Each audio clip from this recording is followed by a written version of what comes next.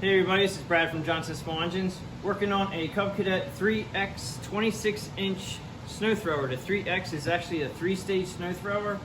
I think it's like a 10 horsepower engine on this thing, but I just want to show you it's in here because it doesn't run. I want to show you how to take the carburetor off for everybody out there who has this. Also want to show you some tools real quick. Okay, from left to right we have just a small pair of vice grips that I use to pinch off the fuel line. 10mm socket, and you can use a 1/4-inch ratchet, whatever you have in your toolbox, as long as you have a 10mm. I'm going to use a extra long extension to get out a nut that's actually in there pretty good. This is my good old fender clip tool. It just takes off plastic fasteners. It works great for taking fuel line off. I'm also going to use a 10mm wrench, 2 of them, and this one here is actually a speed wrench.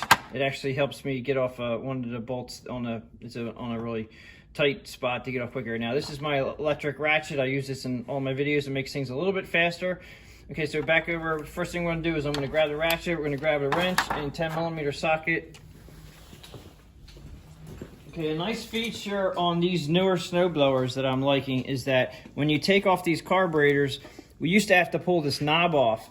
Now, if you look real closely, there's actually an opening under here, right there, that you can put the knob right into the opening and then you can pull off this plastic part. Now this one here is a little tricky because this handle gets in the way. All right, so first thing I'm gonna do is take off a couple 10mm. You got one here, one here.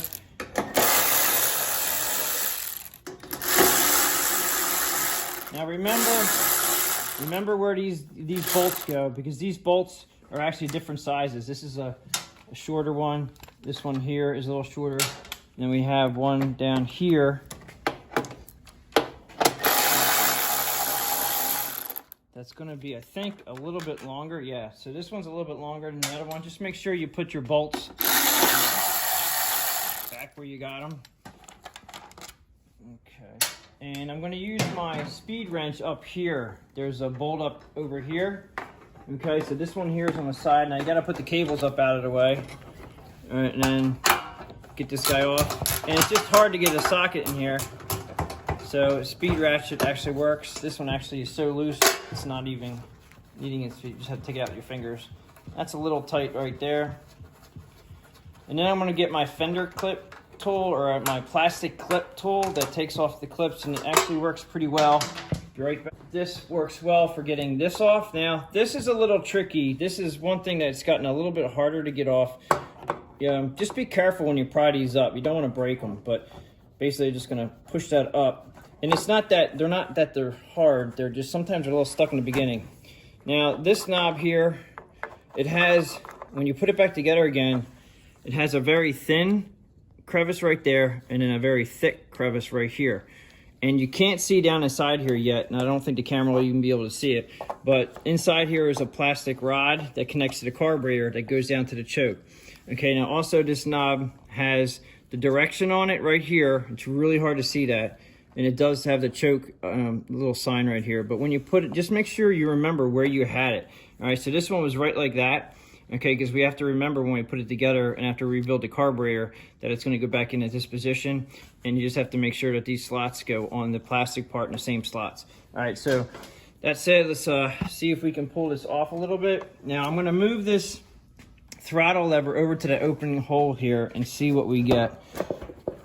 All right, so now we do have a problem with getting it off with this handle right here. All right, so it's a little tricky with this handle in the way. And a lot of people are like, oh, why don't you just take the handle off? But what I'm gonna do is I'm just gonna weasel it around.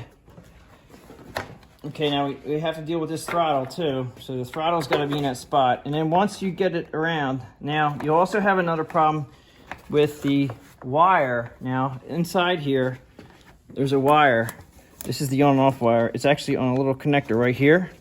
Okay, so you're gonna pull that up out of the way, and then I don't think I have to take off the primer, but this wire needed to be pulled out of the way so it can have a little room to pull on this. And then you're just gonna kind of wiggle and jiggle and just get this out of the way the best you can. It's a little tricky, but you can get it. And then once you have it out off to the side, that's all we really need to be just off to the side. We do have to take off the primer line here, which you can use that clip tool I told you about. You can just pry it off there. The nice thing is that this is actually a metal piece here instead of plastic on some of them, so they upgraded that. It also has a vent tube that goes to from the valve cover into the carburetor here. So you're gonna pull that off. All right, so you just pull that up out of the way. All right, so that's out of the way. And then we have the fuel line over here. Now that's where you need the pair of vice grips right there. You're gonna just pinch off the vice grips. I'm gonna get this out of. Okay, the vice grips, you don't wanna have it too tight. You just wanna have it just enough to squeeze that fuel from dripping. Okay, so needle nose pliers you're gonna need a pair of right here. And then there's a clip behind here for the fuel line that you have to pull this clip up. So pull that clip up out of the way. It's actually attached to the fuel line there. And then again, we use the fender clip or the plastic clip tool that I have, this guy here. And it's a little tricky on this one. There's a camera, get in there and see this. But you wanna pry up on that. And you're gonna have a little bit of fuel, so be careful where you guys are doing this job. You don't wanna have fuel going all over the place. All right, so that's a little drippage there. Make sure you got some towels, some rags, some shop rags or something to pick up that. All right, so that's off. So now we have an issue right here. Okay, there's not much room here. We have two nuts here to take this off. They're 10mm nuts. Socket on the extension, and then we're gonna take this guy off here. If it drops down, just make sure you know where it dropped. This guy over here.